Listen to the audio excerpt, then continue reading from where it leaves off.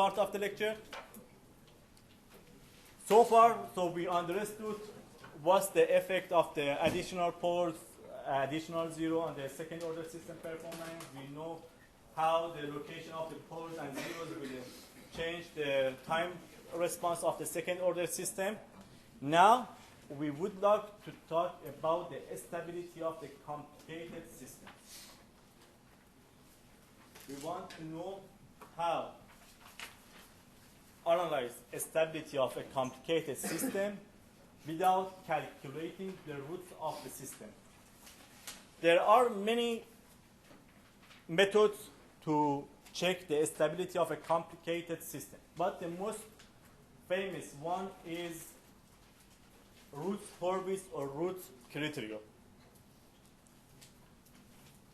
Assume we have this characteristic equation for a transfer function. What was the definition of the characteristic equation?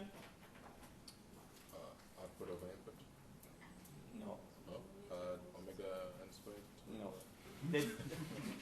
The denominator of the transfer function. When you put the denominator polynomial equal to 0, you will have a characteristic equation of the system. Okay? So, I would like to see if a polynomial such as this one is given to me, how can I say this system is stable or not without calculating the poles of the system? Here. Very easily. A necessary, not sufficient.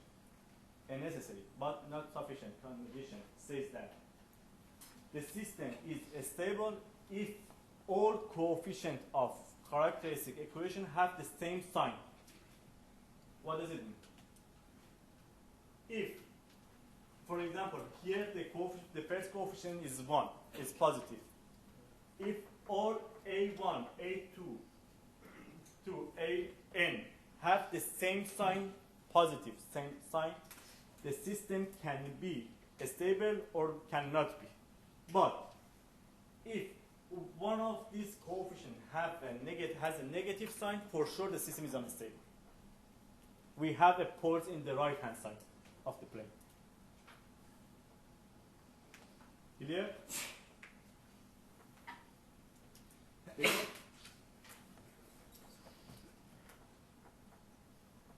Any question? So, as a necessary condition, but not sufficient, if the coefficient of the denominator polynomial all are the same, the sign are the same, the system can be stable or cannot be. We can't judge about the stability of the system. But if we have the sign change in coefficients, for sure the system is unstable. We have at least one pole in the right hand plane.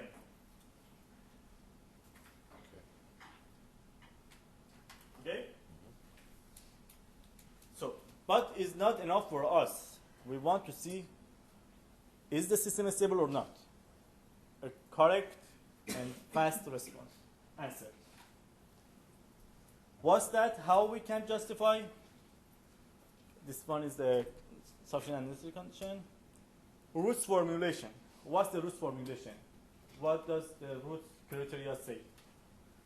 Routh formulation requires the computation of a triangular array. That is a function of AI, the coefficients. Based on the Routh method, a necessary and sufficient condition, which means that you can absolutely say that system is stable or not. For stability is that all of the elements in the first column of the array be positive. What does it mean? Let's see. Again, as a final statement, a system is stable if and only if all the elements in the first column of Routh's array be positive. What's the Routh's array? Let's have a look. Oh my goodness, what the hell is that? Don't freak out. It's not that much complicated, okay? Just to give you some idea about how the roots criteria works.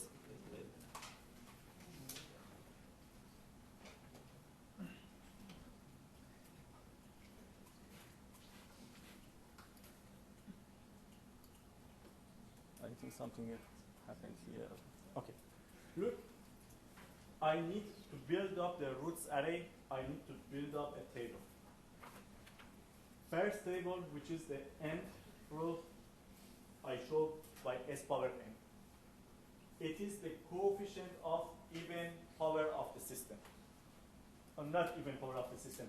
The first, third, fifth, so ever. And the second row is the start with coefficients of the second component, fourth component, sixth component, so ever. After that, I need to calculate the coefficients or the values of the B1, B2, B3, C1, C2, C3, whatsoever, based on the values for the s power n and s power n minus 1, or the nth row and n minus 1 nth row. Let's see first what root criteria says. The root criteria says if all elements of the first column are positive, the system for sure is stable. And all poles are in the left-hand side of the plane, complex plane. If we have a one sign change, for example, positive, positive, positive, negative, positive, the system is unstable, and we have some poles on the right-hand side of complex plane. How can I calculate B1, B2, B3, and C1, C2, C3? Let's look at it. Look, B1 is determined to calculate any parameters. If go back to here, I want to calculate B1. I consider the first column and the second column. Calculate the determinant of this matrix A, A2, A1, A3 divided by 1. If I want to calculate B2, again, the first column, 1, A1, and the next column to the B2, A4, A5. I need to calculate the determinant of the 1, A1, A4, A5, and continue for that. If I want to calculate C1, determinant of the A1, B1, A3, B2, divided by B1. If I want to calculate C2, you need to form the matrix A1, B1, and the next column A5, B3, and continue. You need to continue to calculate this value to have the whole completed root table or roots array. So B1 is this format. You can calculate the B1 using this relation. The same for the B2.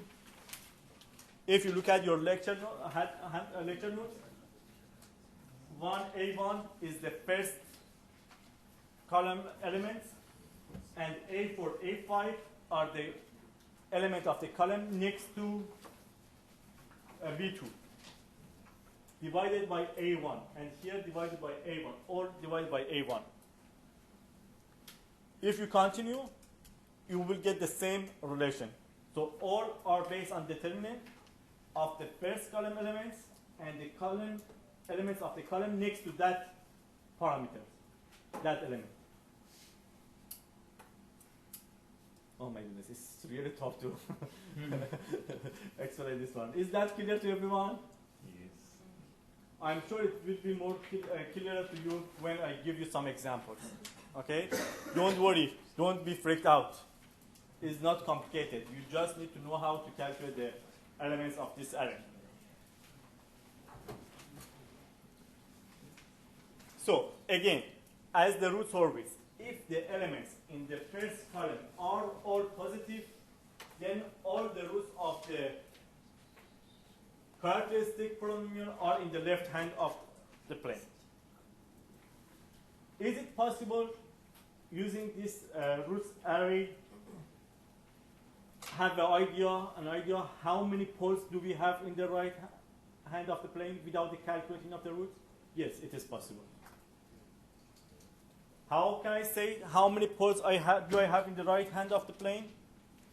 If the elements of the first column are not all positive, then the number of roots in the right hand of the plane equals the number of sign changes in the column. What does it mean? It means that if I have a pattern plus minus plus, I have 2 sign changes. It means I have 2 roots in the right hand of the plane. If I have the 4 sign changes, it means I have 4 roots in the right hand of the plane. If I have 3 sign changes, it means I have 3 roots in the right hand of the plane.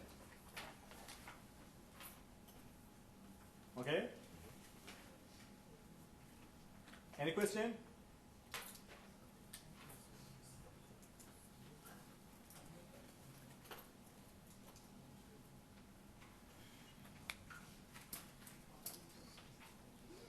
Okay. As an example, I gave the solution, everything all together. Don't give you confused. Look, I have the 6th order characteristic equation, or the 6th order system. I want to see if this system is stable or not.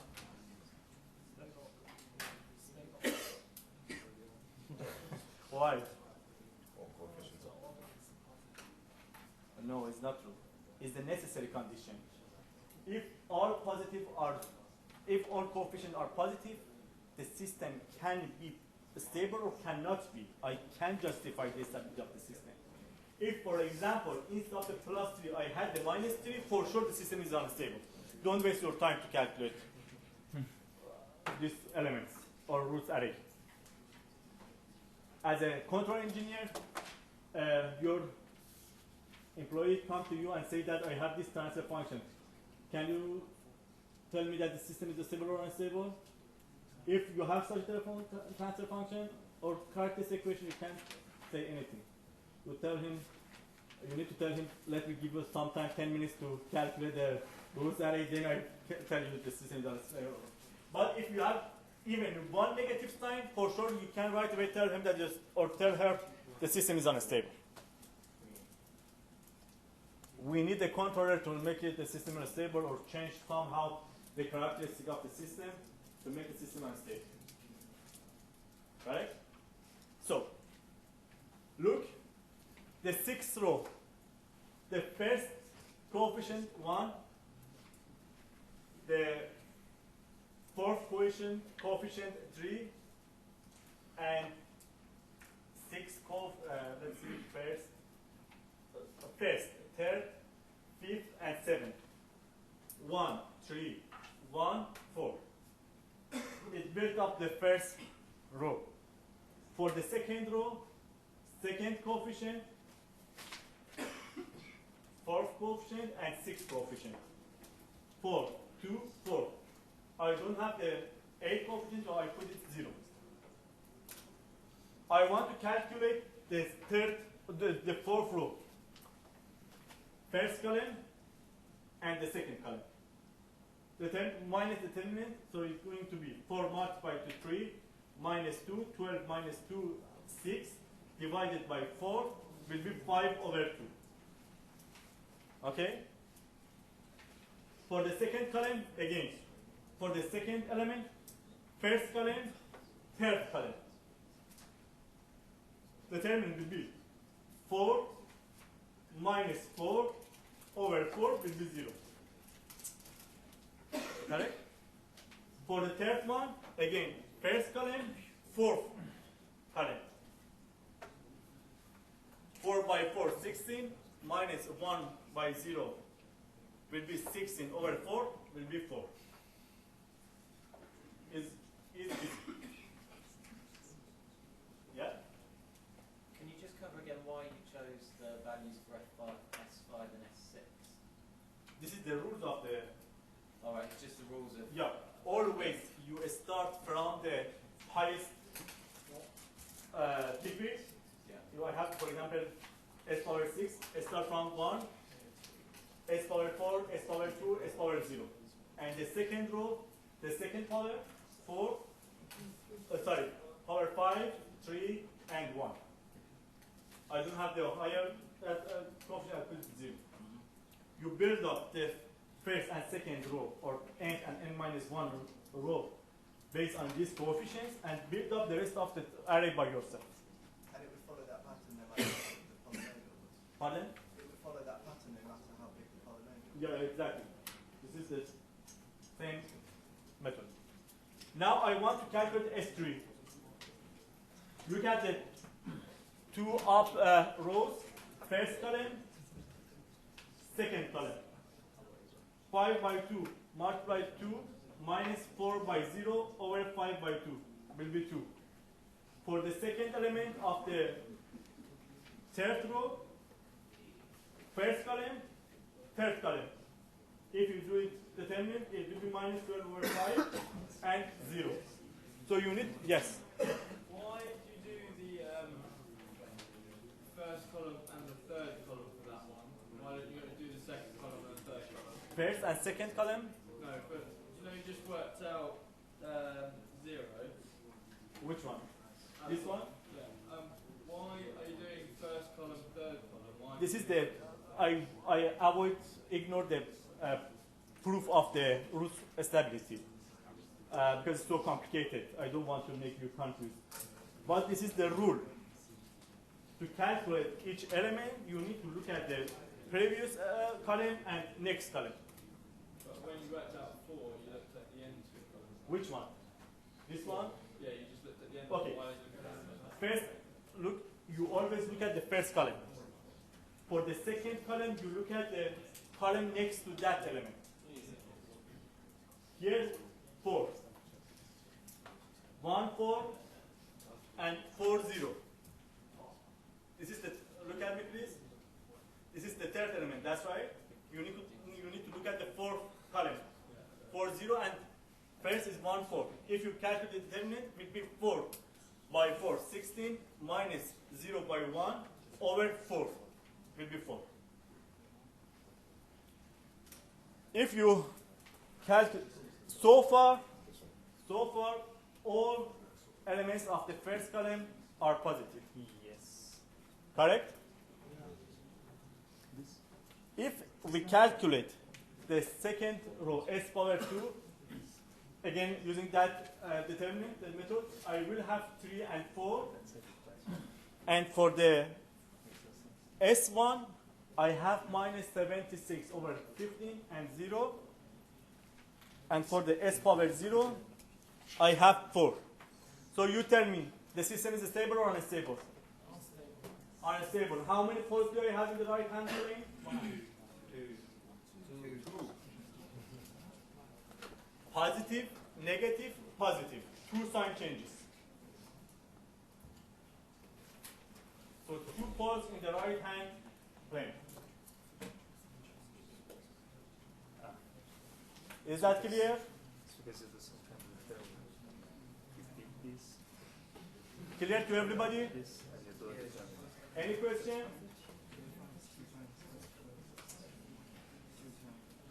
Okay. So the polynomial has the right hand plane roots. Since the elements of the first column are not all positive, and there are 2 poles in the right hand plane because there are 2 sign changes. Any question? Yes. Look, positive to negative, 1 sign change. Negative to positive, 2 sign change. You switch between signs twice.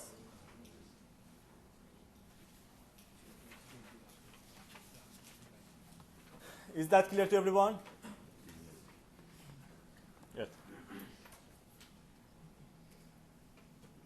If you use the MATLAB command roots, Look, if you want to calculate the roots of a polynomial in MATLAB, you need to use the command roots.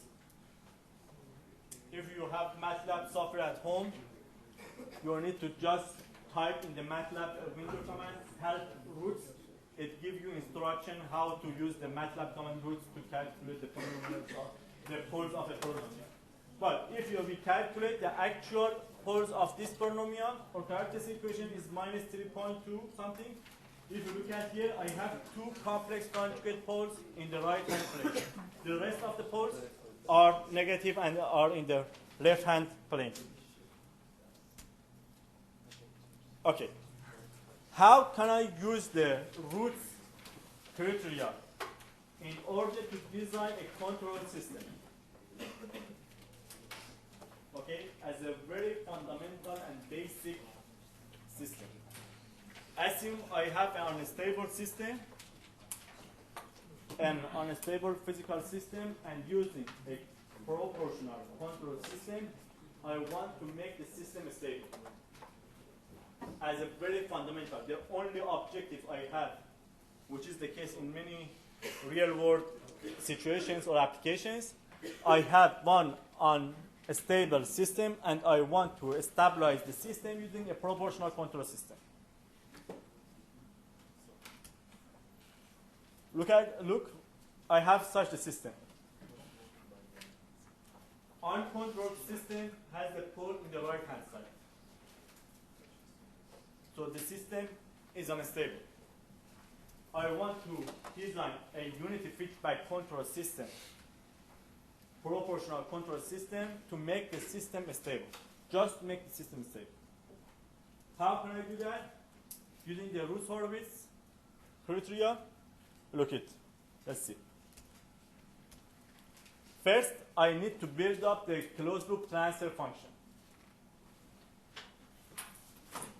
If you remember from the second year 2 control module, the closed loop transfer function ys over rs is g1 plus gh.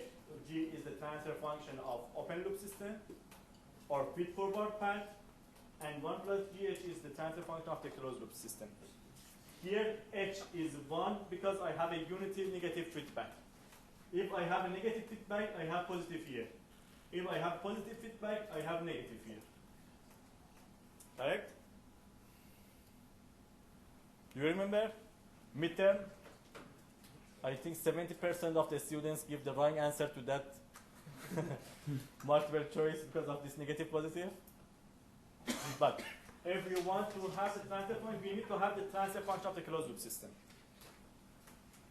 G over 1 plus gh.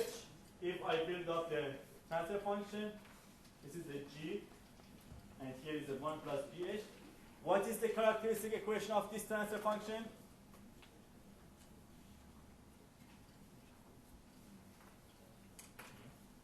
Characteristic equation. Putting the denominator equal to 0. 1 plus k s plus 1 over s minus 1 s plus 6 equal to 0 is my characteristic equation. The characteristic equation is the denominator of transfer function when you put it equal to 0.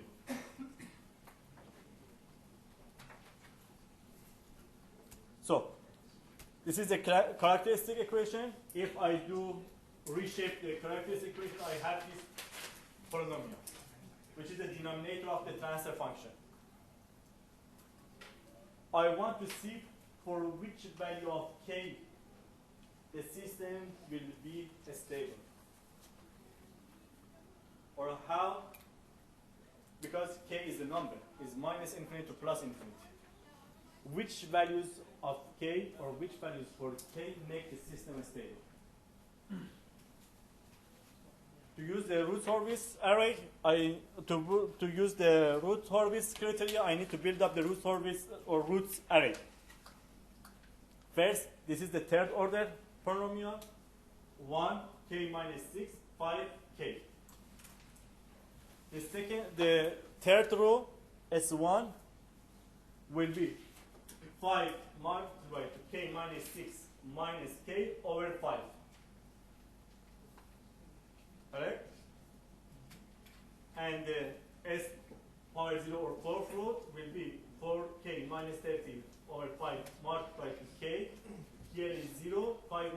0 over this value, which will be equal to k. If you calculate this, here I have 0. 5 by 0 is 0. K multiplied to this element over this element will be k.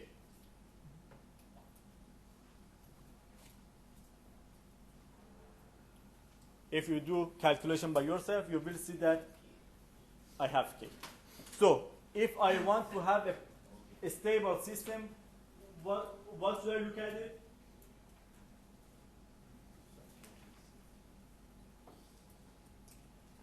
What does the Root criteria says? It says that if I want to have a stable system, all elements of the first column should be positive. Correct? So I need to have 4k minus 30 over 5 bigger than 0 and k bigger than 0. To have the all poles in the left hand side. If I do that, it means k should be bigger than 7.5 and k should be bigger than 0. Or as a common range, k always should be bigger than 7.5. As long as you have k bigger than 7.5, you will stabilize a unstable system. If you choose k less than 7.5 as a proportional controller, it won't help at all in stabilizing the unstable system. So it's a basic control design, proportional control system design. But how about if I have the time rise or settling time specification or objectives? Root service can help me. I need to use those relations for the second order system. What can I make sure about it? K is for 7.5 larger than 7.5, the system is stable. If you look at the response, if I choose k exactly equal to 7.5, I have this blue response. What's the reason? When I put the k equal to 0.5. Exactly, I have imaginary parts. Why? Because I'm in the edge of the, or border of the stable region and unstable region. So exactly at k equal to 7.5, the system neither stable nor unstable, which means that I have the sinusoid or critical stable system, which means I have the poles on imaginary axis. If I increase the k, the value of k, the shape of the response will change. K 7.5, k equal to 13, k equal to 50. Depends on if I don't have any specifications other than stabilizing the system, so I won't care about the maximum overshoot or settling time. Depends on how physically I can adjust k, it depends of the cost or independence of the design. I need to choose a value for k bigger than 7.5. Does it make sense? Any question? If is anything unclear to you, please ask. It's better to ask me now than lose mark in the final exam.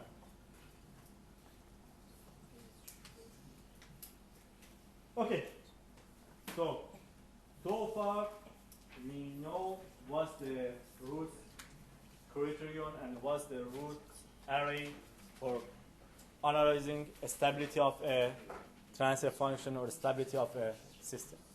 But we have two special cases in building up root array. Do you have any idea of what, in which cases can happen those special cases? When? First element is 0. What's the reason that we have a special case? The element of the first column becomes 0, so it can divide by 0. Exactly. Look, when you are calculating the elements, it's determined over the first column element. A1, B1, C1, whatsoever. If any of these elements are 0, is 0, so you have the value over 0 is undetermined fraction. So you can calculate. So what can I do? How can I use the roots array to check the stability of the system? We need to make a trick, to use a trick. What's that trick?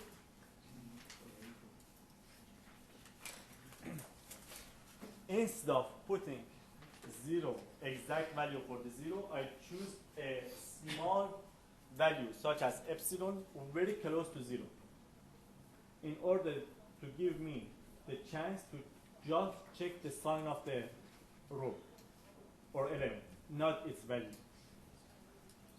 How does it work? Let's give you an example.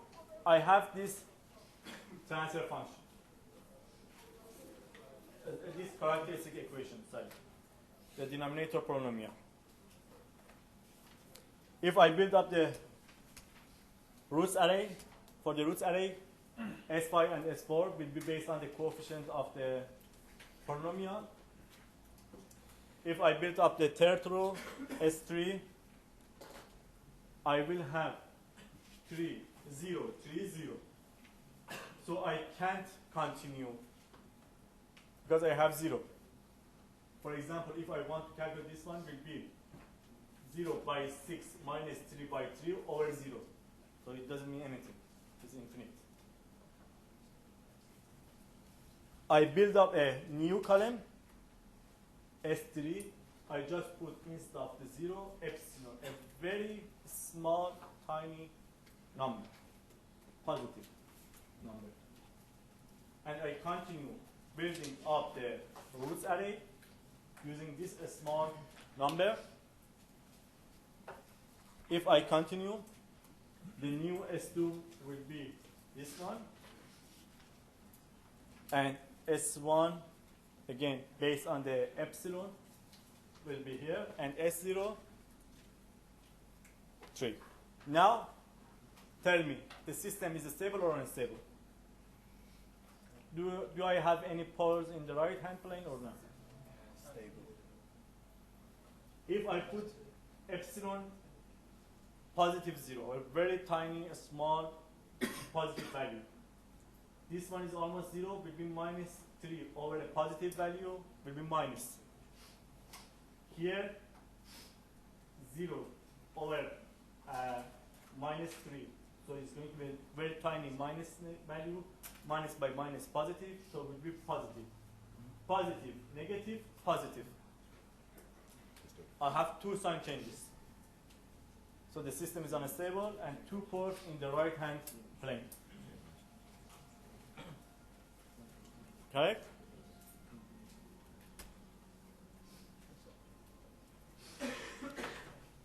Okay. Is another a special case. Any idea what can be the second special case? When the all rows of this roots array will be 0, is 0. Physically, when do I have these cases that the all rows elements are 0? When I have two complex conjugate poles on imaginary axis.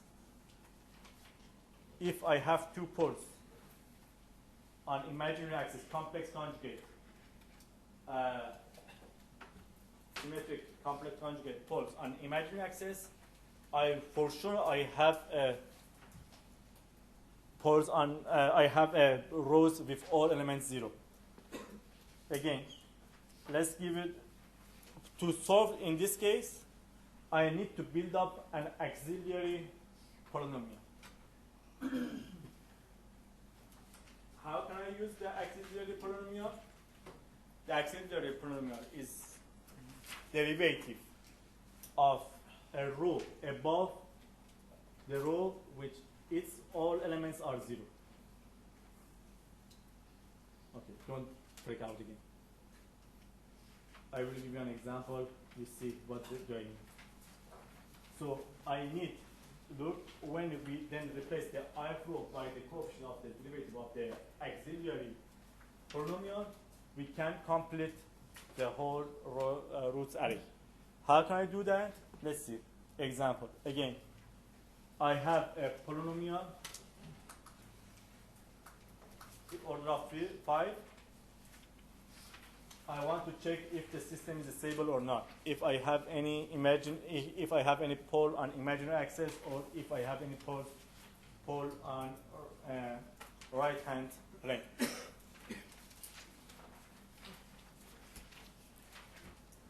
Again, 2 first rows I know based on the coefficient of the characteristic equation.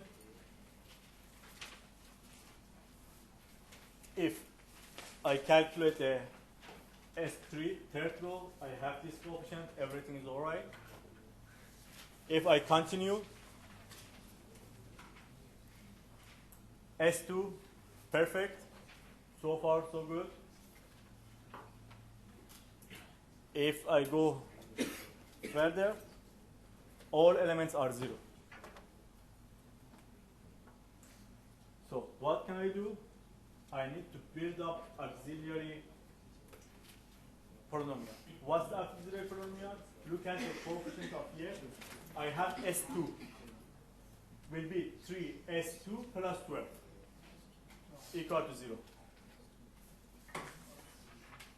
If I have the all the poles equal to 0 here, I would have 5S squared plus 23rd S plus 12 equal to 0. My auxiliary equation would be that. But here, look at the rows above the row above this S1.